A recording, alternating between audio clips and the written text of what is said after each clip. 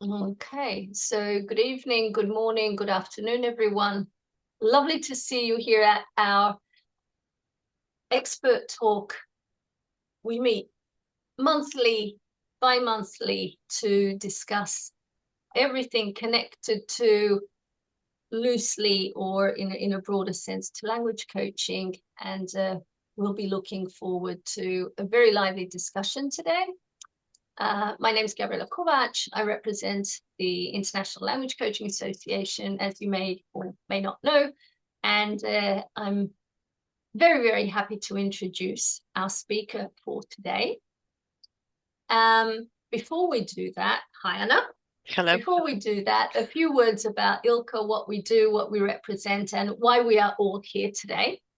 As our name suggests, we focus on language coaching, which is very much an emerging discipline within the foundations of language education, combining it with the wealth of knowledge and skills in coaching.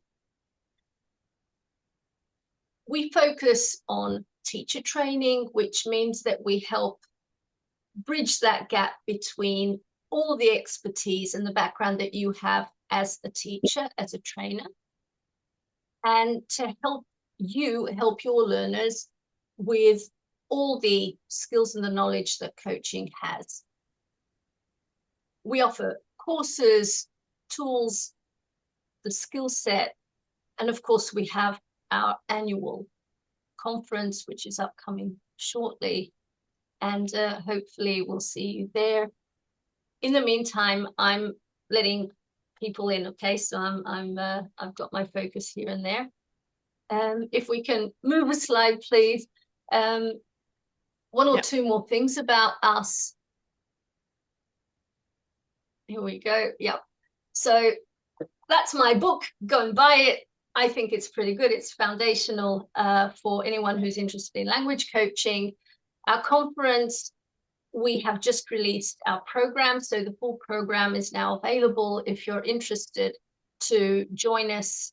We're looking forward to a really spectacular event. Of course, we're also offering our field program starting April 29th, and we've got quite a nice collection of ebooks and coaching cards if you're into something practical. So that's all about me, about ILCA as such as an organization, and we're looking forward to hearing from you later on. And now I'm going to pass it over to Anna. Thank you very much for joining us today.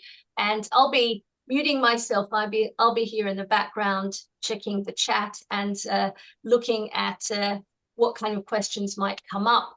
Feel free to join us to throw ideas and questions into the chat box.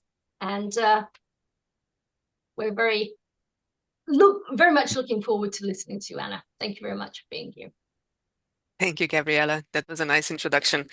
ILCA really does a lot for language coaches. So my name's Anna. I am the founder of Art of ELT, and this is an organization, a coaching business where I work with teachers to help them construct teaching lives that are enjoyable and that are sustainable and where burnout doesn't happen. So, oh, wrong there, right, oh, wrong slide, sorry. Doing this with my left hand. Here we go. So, I have been a teacher for about 18 years now. I then became a CELTA tutor about 10 years ago and a health coach shortly after.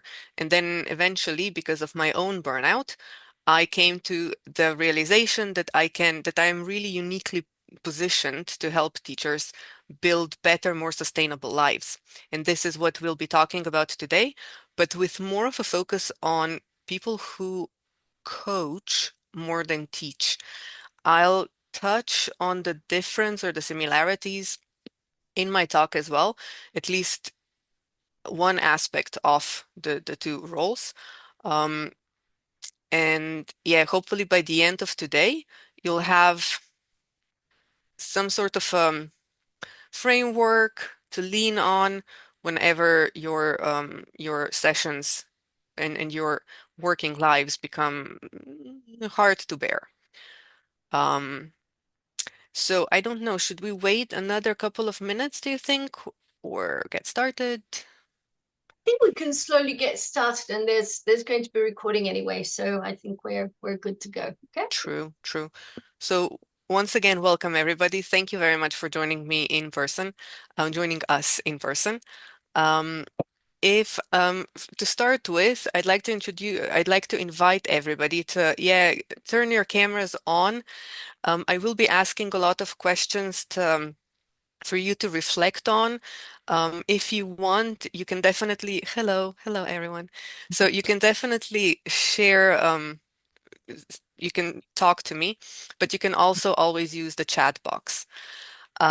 So as you can see on my introductory slide, today we'll be talking about something that many of us in the classroom or coaching sessions do experience, and that's this tension between supporting our students and taking care of ourselves, supporting ourselves as well, without taking away our students' agency and retaining our own agency and health.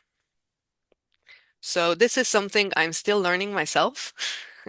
So today's session will be us learning together, and I really do hope you'll take the time to participate and try to really reflect on what your own sustainability and your clients, your students' agency means to you.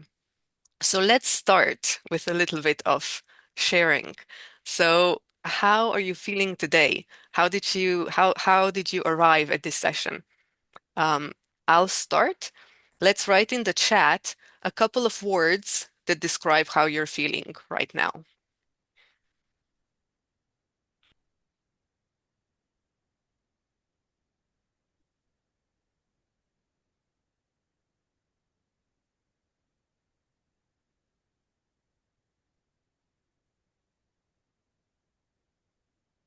Wonderful. These are really nice. These are perfect for attending a workshop. Um, Excellent.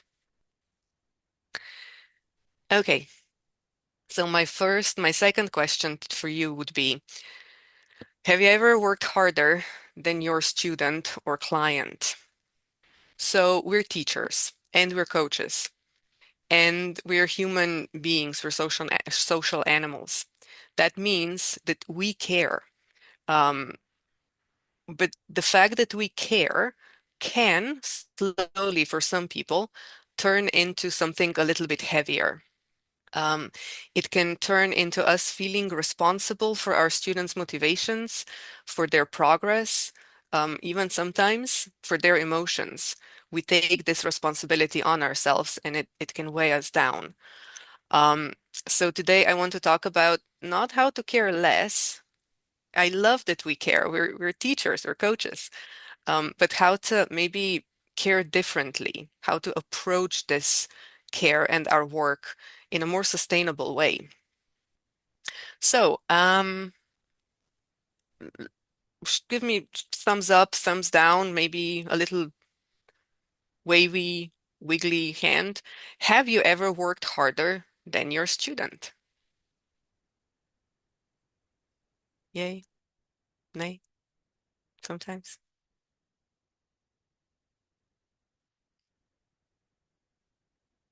Hmm. This is a very common thing to happen Mm. to people who work with people the way we do. Um, if you look at my list on the slide, do any of these feel familiar to you specifically? You can maybe just type a word or two in the chat box again.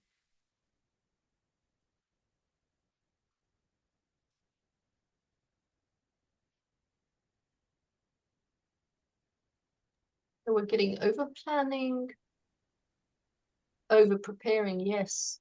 Mm-hmm. Very, very common. Very, very common um, feelings for us teachers to have and coaches. Mhm. Yeah, Those three. absolutely. Yeah. Worrying about progress. Yeah. Mm. So So as we go through the rest of this session, I'd like you to think, does this seem normal to you guys? I mean, we're coaches and we're teachers. Should we be feeling responsible for our students learning? Hmm. Maybe to an extent, we must care, but keep this in mind. So, next. So, oh, why do I keep doing that? No. Uh-huh. Next. Okay. All right. So, um, sorry, I skipped over one, I think. Uh-huh. Okay. So the thing is, one reason why this happens is that teaching and coaching happen slightly differently. Um, so in teaching, the teacher brings a lot of structure. The teacher guides a lot, has a certain direction in mind, right? In coaching, a lot of this comes from the student. Um, and so the responsibility is more on the student. For people who work both with languages and coaching, this responsibility can feel strained. It's difficult to find the balance between what is ours and what isn't. And again, this takes energy. Hello, the path to burnout. Um, so what do you, how would you define your roles more? Do you see yourselves more as teachers or as coaches? Again, if you could share in the chat.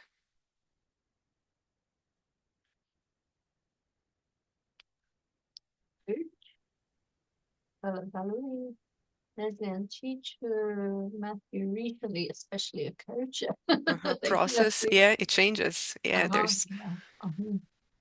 Shifts. Uh-huh. Anyone else like to share? Uh-huh. Amanda is teacher coach, torn at times, which is, I think, a very, very typical kind of tension. Yeah. thinking here. Yeah. Mm-hmm. Mhm. Thank you. Absolutely.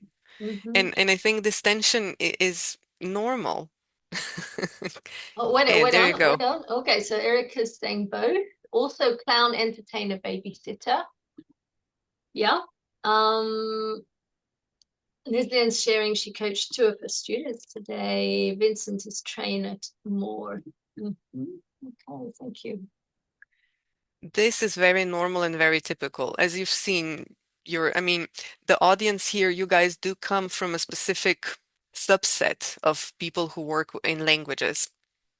But it's very common to switch between these roles, to slide from one to another and to change as we evolve, as we grow. The important thing is not to overstep our responsibility. Um, and that is where this idea of a responsibility creep comes in. So I'm I'm calling what we do a responsibility creep, or not so much what we do, but what happens, what very often happens to us as we take on all of these different roles. And some of us are also entrepreneurs. This also adds more responsibility and more of a sense of responsibility, even when it's not entirely needed. So in our classrooms and in our coaching sessions, it's what often happens is that we take on the responsibility that belongs to our learner. This is not helpful to learning, and it's really not helpful to our well-being. So I'll talk about the cost of this in a bit. And over-responsibility can show up in different ways. Like, for example, you can see on my slide, over preparing. A few of you mentioned this in the chat box as well. This is typical. Um, Sometimes we try to save a struggling student. This takes a lot of energy and it's completely ineffectual. We often feel frustrated when students don't engage. There's nothing we can do about how much our students engage, and yet we feel frustrated. We take this on ourselves and often feel bad because of it, especially if it then builds over time and expands into other areas of our lives as well. And we often take things personally, and then we think about the conversations we've had at 3 a.m. None of this helps with our um, lives. So none of this is bad. This is very human. It means that we're invested. It means that we care, like I said a few times already. Have you noticed any of these yourselves besides over preparing, which we mentioned before? Yeah. You can add in the chat if you want.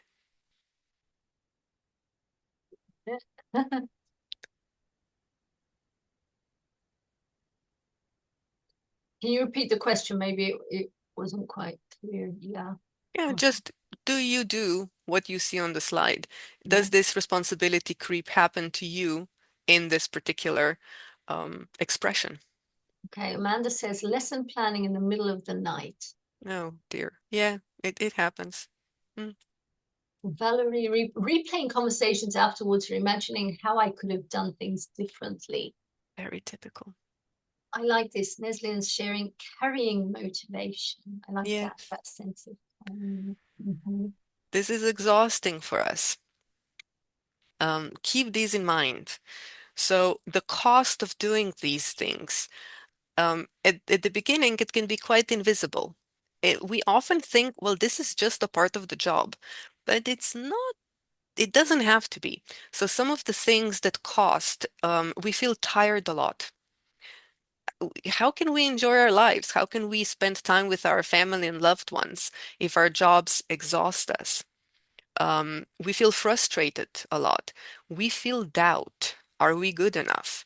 We feel these very human fears. They are draining, they take away our energy, and they expand into the rest of our lives. And most importantly, another typical cost is we stop enjoying teaching.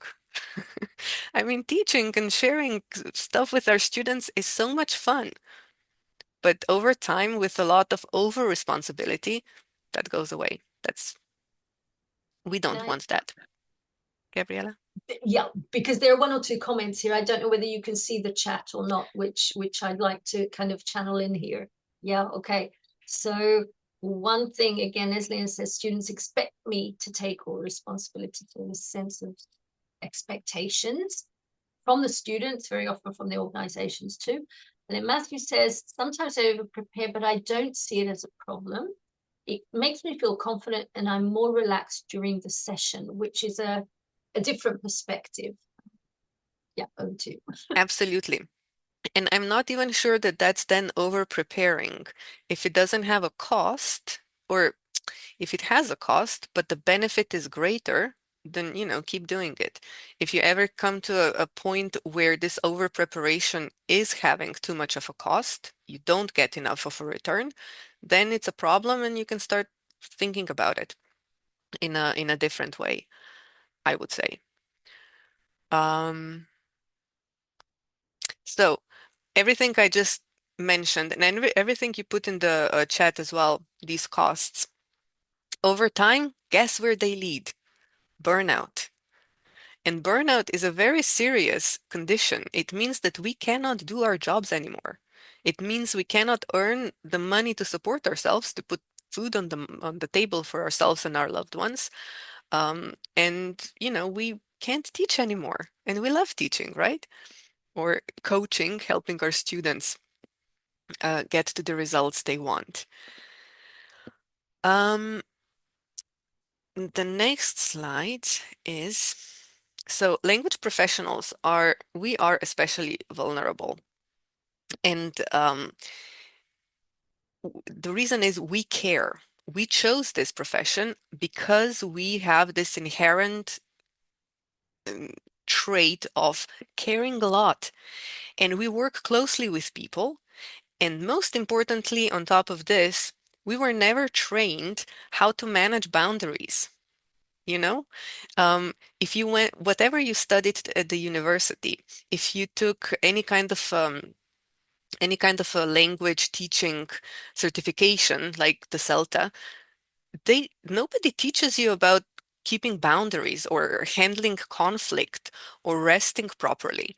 These things are just supposed to happen magically. But we don't know. We go with the flow. We do what we see our colleagues do. But of course, teachers are dropping out of this profession in record numbers around the world, as the statistics show us and tell us. Bum, bum, bum. If you look at my list again on the slide, which one feels the most true, the closest to you?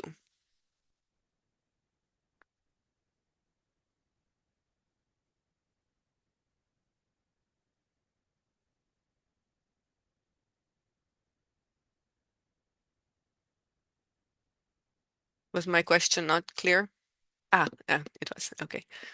Um, 1, 2, learner success, not enough training on boundaries, learner success. Yeah. All four. yeah.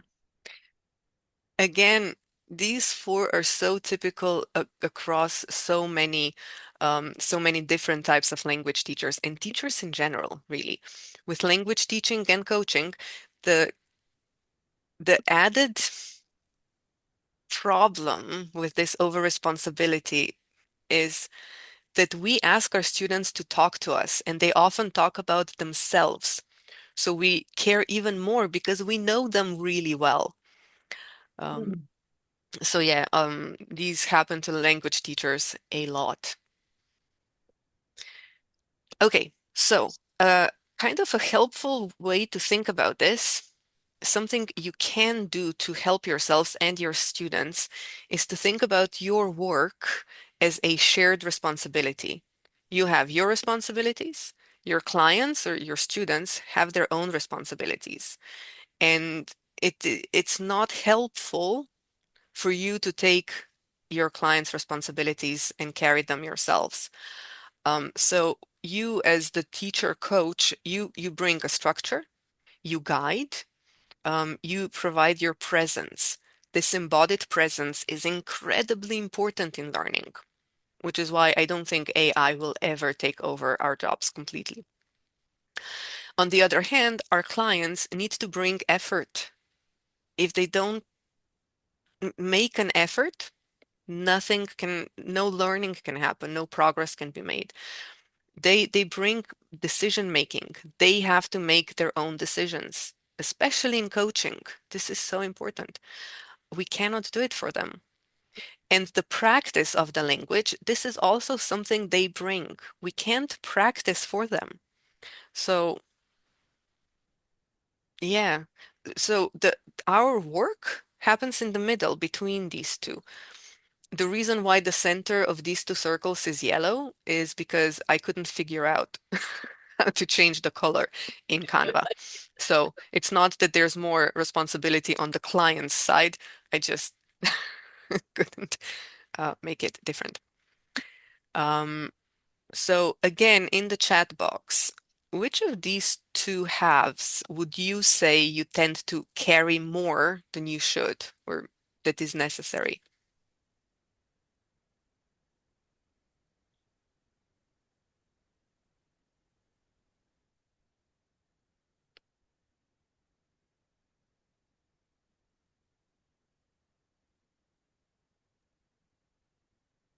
Maybe I missed something. It wasn't quite clear to me what you're expecting here. Ah, sorry. Could you Okay. Thank you, Gabriella. You're so helpful. So in the chat box, if you want everybody, please share which of these two halves, the teacher half or the learner half of the circle, do you think you carry too much in your sessions? Mm, okay.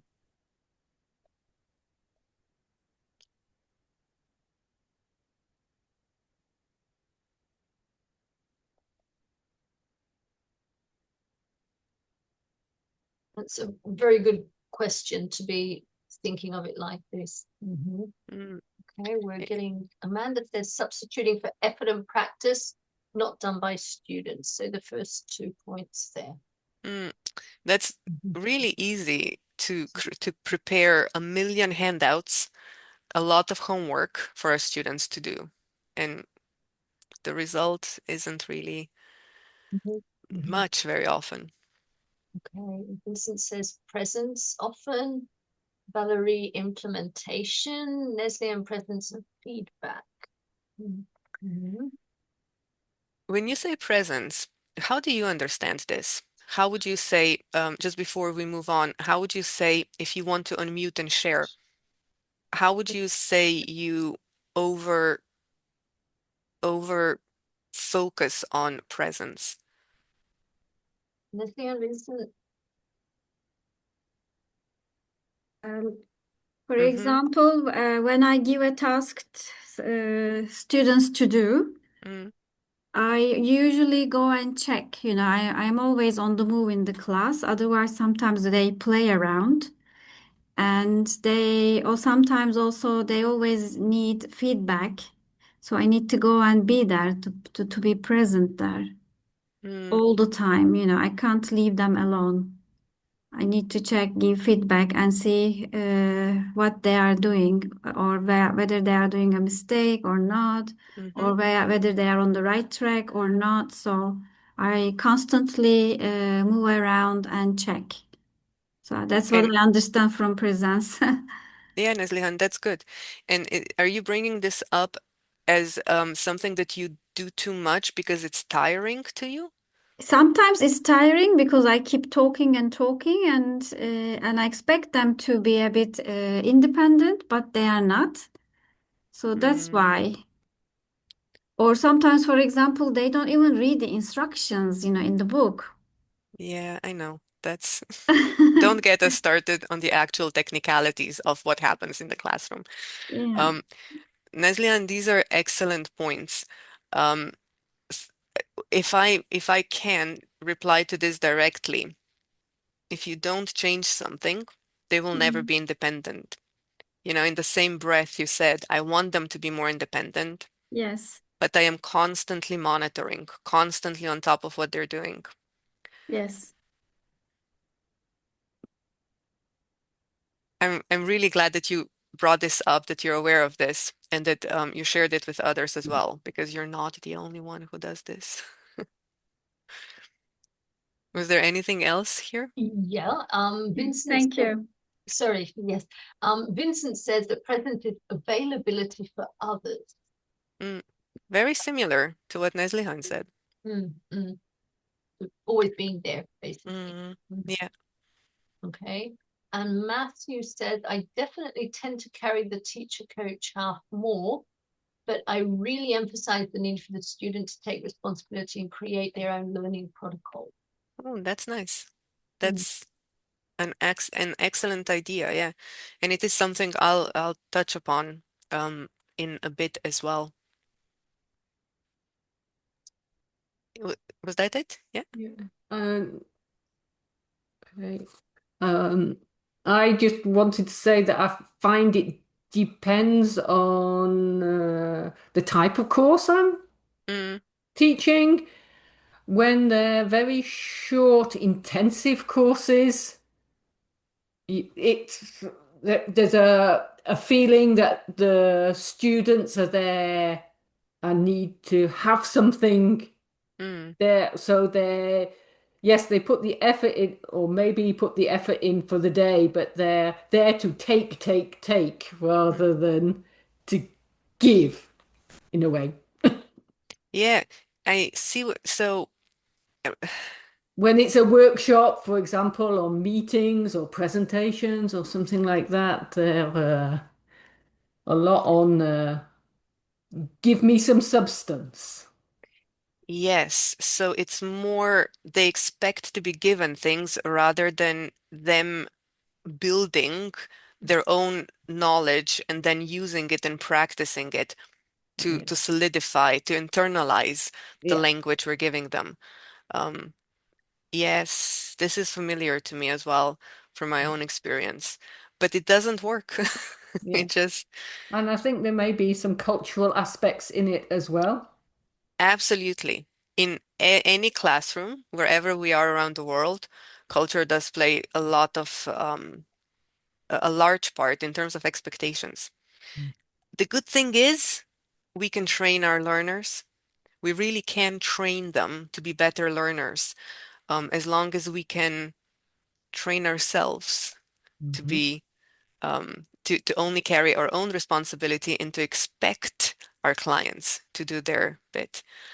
I know this is so hard, especially for solopreneurs, because money is also connected to this. But it's necessary, it's possible, and it's necessary for our own well-being. Thank you for sharing, everybody. So yeah, actually, brilliant. So let me finish this slide by saying that we can maybe start thinking about this tension between what we do, what they do, in terms of responsibility, right? It's not that we're responsible for our students. We are responsible for supporting their agency. That's what we need to do. Support their agency. Sometimes it's painful. Sometimes they push back because it's not what they're used to from their educational backgrounds. But as language coaches, it's such a great opportunity to do this. And you know your students, they're great people. They care as well. So they just need support and your patience to get there, to be retrained, to learn how to learn effectively. And you will be much more patient with them if your boundaries are clearly set. Because patience is one of the first things to go when we head in the direction of burnout. So think about your clients and students not so much as people you have to carry. It's more like you're walking alongside them. You're coaches. You're walking alongside them. You're showing them the way. They have to take the steps, though. They have to actually move along the path. This really will make your careers much more enjoyable and sustainable, and their learning more effective. Um, I think a chat thing popped up. It's what we have here from Karen. Hi, Karen.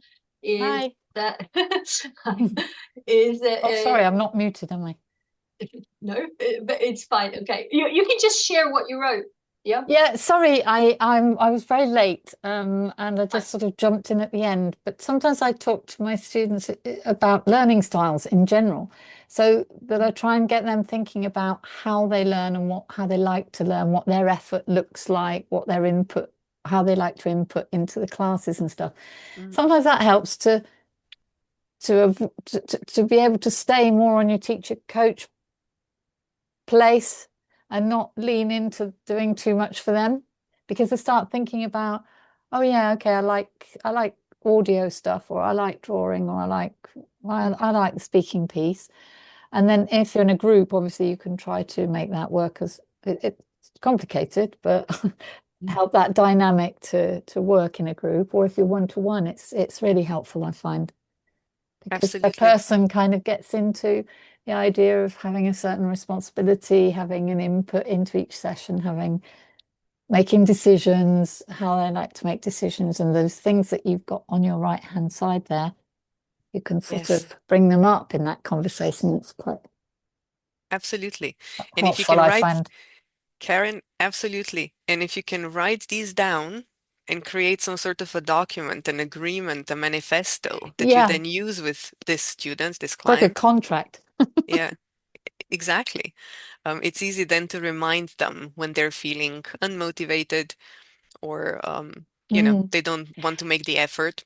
You can And just also gently, can be interesting to see what they want from you as well. What absolutely. kind of teachers did you have in the past at school? So every French student's had a terrible experience with English at school. Yes, And so, okay, why was it terrible? What did you not like? And then you can hopefully try and avoid those things. absolutely. Thanks, Karen. Great ideas. And actually, everything you just said, Karen, is brilliant for my next question for everybody. Oh, cool. Feel feel free to use the chat box or just unmute yourselves and share. But how do you understand student agency? What does this mean to you? Student agency.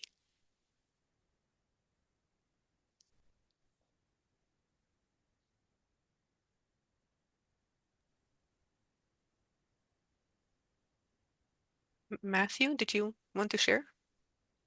Yeah, I guess there's something that I've been repeating for the last, 30 years or something to students, and it's I always say I can control the training, but I can't control your learning. You're the only one that can control your learning. So basically saying, I hate to break this to you, but you can come to class. I recommend one class a week.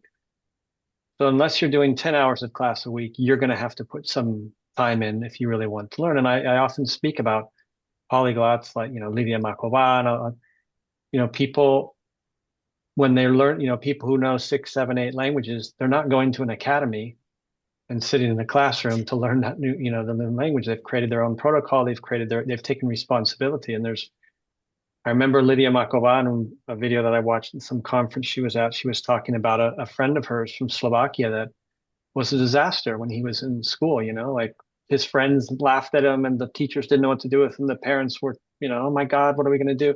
Now, the last time I looked, the guy speaks like 15 languages and he has an official like diploma for 9 of those 15 languages of the C1 level.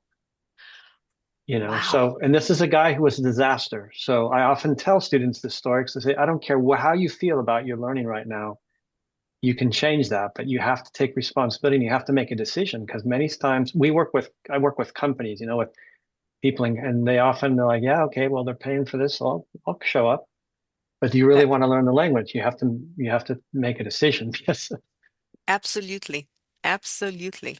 And that's a great story. That really illustrates the responsibility our students and our clients carry in our classrooms. And it is a part of student agency for them to make this effort and to take responsibility for themselves. So what else might student agency mean in the classroom? Well, Amanda said that they're responsible for their own learning. So basically the saying the essence.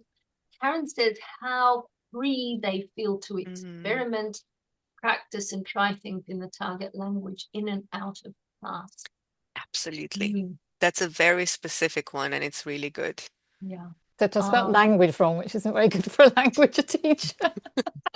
Sorry, people. Oh, this is so human. It's brilliant. We all understood. In my That's all that thoughts and not matters. concentrating. That's really rubbish. Then we've got Neslian saying setting goals. So the agency is about being sort of like deliberate and intentional about what they're doing. Valerie says that student agency is also about being aware of what they know and what they don't know, and be able to assess their strengths and points to improve, and not only rely on the teacher or the coach to give feedback. So we're getting these very nice definitions. Yeah. That's really, yeah, Mm-hmm. absolutely. And I think it's on us to give them the space for these reflections, for these thoughts. Mm-hmm. And it popped up. Okay. Self-directed. Yeah. Sorry, Gabrielle. It popped up and I just read it. Absolutely. So it's on us to give them in our sessions, to give them plenty of silence so that they actually have time to think and digest things, and to process what's going on. It's on us to ask more questions than we lecture. I mean, especially in a language class. Talking about the present perfect for an hour, that's nothing. Also, having the stability, the presence of mind not to rescue our students immediately. If they struggle, we have to let them struggle. That's all student agency. That's them finding their feet. And it's great. Things like that. And being self-sufficient too, I think sometimes just not giving them what they want sometimes is, like sometimes students, if I watch a video, Matthew, what's the best thing? Should I put it with subtitles in English? And I'll always answer yes. And they're like, well, which one? I said, well, I don't know. Depends on the time of the day, how you're feeling, I mean, you have to decide what you're going to do, what works best for you. And sometimes they get frustrated. They want to be told. Absolutely. I mean, I'm talking about people who are like in their 30s, or 40s. Or 40s. Yeah. Absolutely. Yeah, absolutely. Okay, so we are coming to the end of my talk for today. So with this slide, I want to make one final point, which will be important for the next one, which has a little task for you, of course. Sorry, I think your slides. No, I'm still on the same one. You're still on the same one, right? I'm still on the one with the two circles, right? That's the Yes, one all you right. can see. Okay. Yeah. Okay. Still talking about the Sorry. responsibility thing. So basically, you as coaches and teachers, you are responsible for creating the conditions for learning, for offering support, and for showing up fully, presently. I know that's not a word. You're responsible for showing up well. Your students and clients, on the other hand, are responsible for making an effort and for whatever choices they make outside of class. Okay, that's their responsibility. And I know these are hard to let go of. It's hard to let go of the idea that we are responsible for our students' motivation. It's tied up with our sense of identity and are we good enough? And, will our students like us enough to keep studying with us? Because income depends on this as well. But none of these make a difference. They just make us feel like bad word. They make us feel bad. Okay, so now I'm moving forward with my slides finally. Okay, so homework. Um, I'd like you to set a little aim, a little goal for yourselves for this week or the following 2 weeks.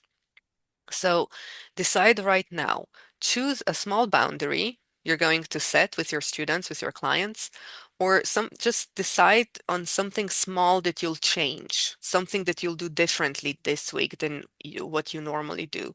To use an example that we heard earlier, maybe you can decide to monitor less and let the students work more independently and see what happens,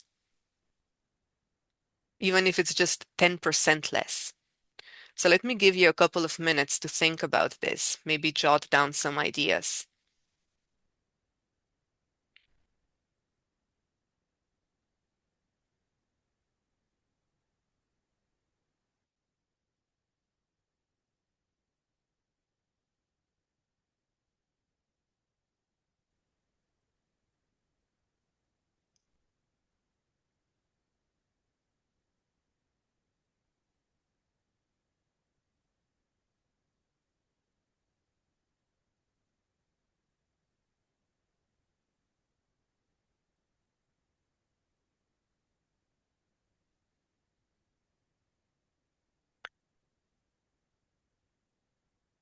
If anybody wants to share as well in the chat box, uh, thank you for joining us, Vincent.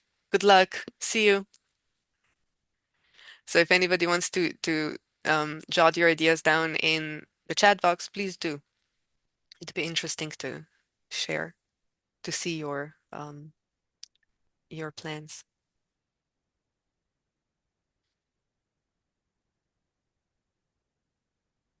There's my Erica. Yes. So let them struggle and allow more choices. I love that. Mm. It's really helpful. I think it's also the best parenting tip. Let them struggle a bit. Yes, Let don't them fall save them down. immediately.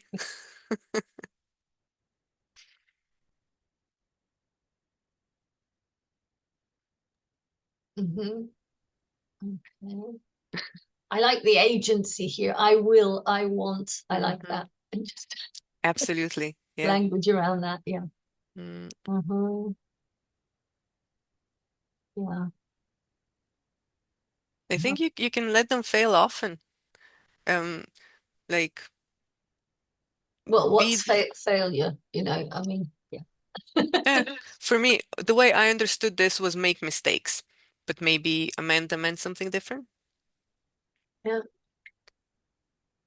Amanda, you want to elaborate? No, even to let them fail in marked tests, etc. Oh yeah. Just It's their to, responsibility. yeah, which is always when you're the teacher and you have a performance objective. Yeah. There's the Yeah. pressure to push. Mm. And sometimes you just have to let them fail and then they might do something about it. Yeah. I mean, and it's life, right? You do something, there are consequences, and then you live with those consequences. Um, it's it's a kindness in a way, and it's good for us in terms of how exhausted we get, how much responsibility we carry. And so with this, I'd like to finish this talk with this final core idea that I've been talking about for 45 minutes now, already. Wow. Um, so you cannot, you can only support autonomy. You do not need to carry learning for your students. Um, you you literally cannot, and trying to is burnout. It's a recipe for burnout. How you do this, of course, it's not easy for the teachers and coaches to retrain ourselves, but it is possible. And also, this whole process, as you know, is not about doing things perfectly. It's about making these small changes. And then a year later, you can look back and say to yourselves, oh, wow, I'm different in the classroom now. My students are actually achieving different results as well. How interesting. So yeah, you have to give it time. And two more things. I prepared a free PDF for everybody with the ideas I talked about today in the PDF. And it describes 5 types of over responsibility we teachers and coaches, language coaches tend to do. So if you're interested, please scan this QR code and download the document. Works, yeah. It should. I tested it 3 times. Um, Oh, very nice. and also, if you're interested in reading about these ideas more, I do send out a newsletter, usually once a week, sometimes once every 2 weeks, and I just write essays about how cool language teachers and coaches are, and how hard our lives can be, but how they're more enjoyable than hard. There you have it. It's called This Teaching Life. And that is all from me. So I know. Leave it here because Erica's saying it doesn't work. Oh no, Erica, what? It doesn't work? Because I went on Twitter and Yes, it does. it does. Erica, try again. Try again, yeah. I can also email this to you. We can also let you struggle a bit. Ah, nice. Nice catch. Excellent.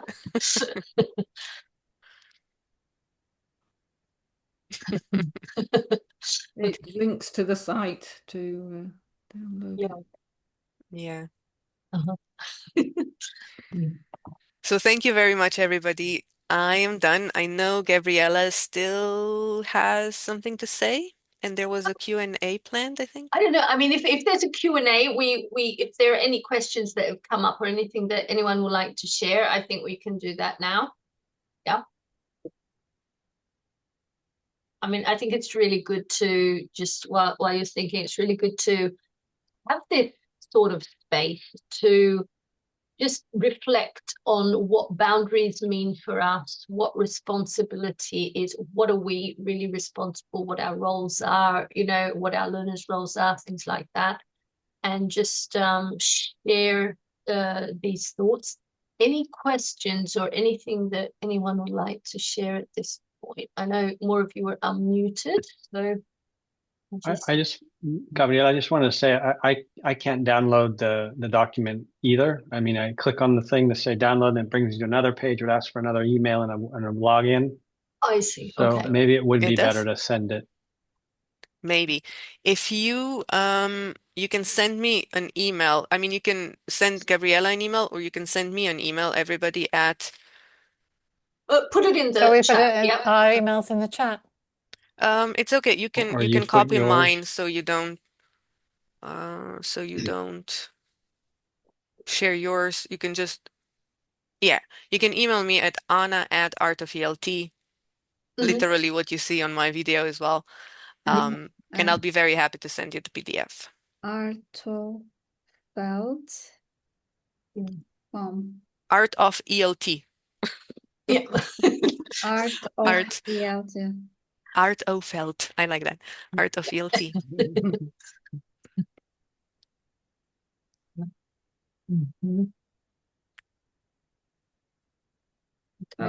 I'd like to reflect if Please. we have time. I'd like to thank you, first of all, you and also Gabriella. Thanks a lot. I think your session was a good reminder for me to remember what I mean, to be actually aware of my boundaries and not do, overdo things for my students. As I said before, they expect me to do everything for them, and like they want me to like put a chip Yeah. into their brain. They expect you to be like an entertainer, teacher, like a guide. So they expect me to do everything for them, but in return for my effort, they don't do anything. Yeah. And that's how it goes, Yeah. like this, all throughout the term. So Absolutely. I will do my homework, at the end of the session. So I will try to change some things. Actually, I started doing it. Sometimes my cat is sorry. They ask questions, irrelevant questions, in the middle of the session while everybody is focused. And now I started telling at the beginning of the session, say, please do not ask me, any irrelevant questions. Think twice before you ask a question. And it has worked actually. There you go. Yeah, it has worked. Perfect. Being intentional again of, the framework, the boundaries, basically. Yes. Yeah, absolutely. Thank you. Thank you. Thank you. Amanda is also saying thank you for helping us to review what we already know and reflect on this. Yeah. Yeah. I know we all know these things, but doing them, consciously doing them, oh, that's the hard bit. Yes. Absolutely. Got Right. to keep your Mm. coach or teacher's hat on and not get into mothering. Yeah. Parent sort of view of things, that's really hopeless then, I think. You're really into a lot of extra work which isn't appreciated and isn't asked for really. Isn't really it is asked for, but it's not the answer. Not really. No. No magic pillow. It's just work. No. Got to do the work. That's it. I'll work, you work, and we'll do it together. Yeah, exactly. Yeah.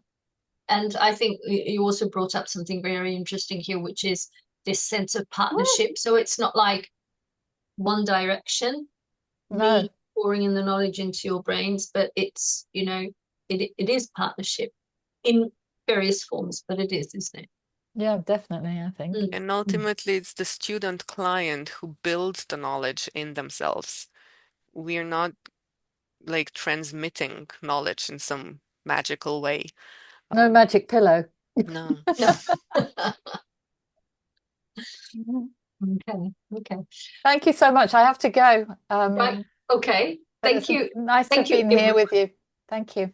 Thank you, everyone, for being here. Again, a Thank you. reminder, the conference, field program, we're also doing a one-day version of our nature-inspired coaching experience, which is basically outdoor coaching for language and coaching experiences. If you feel like you want to take your clients, your learners outside to partner with nature in an interesting, very stimulating, and definitely well-being focused way, then this is something that might be of interest to you. And of course, the conference is going to be amazing. I know that a few of you are going to be there, so we're really looking forward to meeting. And thank you, everyone, for contributing. It's been a very, very rich conversation. And I think thought-provoking in a very, how should I put it, in a very gentle way. So as Amanda said, there's nothing new here. On the one hand, yes, on the one hand, no, I would disagree. I think it's just expanding on thoughts that we inherently have. And it's just good to revisit and focus a little bit on ourselves and what we are actually doing or not doing, perhaps. So thank you, Anna, very much for accepting our invitation to talk us through these steps in a very gentle way. I really, really like the approach, the vibes, everything today.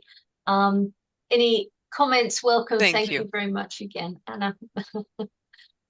Thank you for inviting me. This has been a pleasure.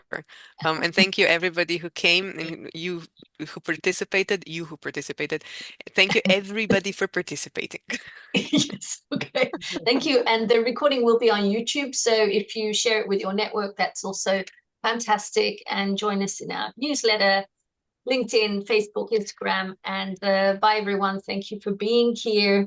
We appreciate your time, your valuable time. Thank you very much. Goodbye. Bye.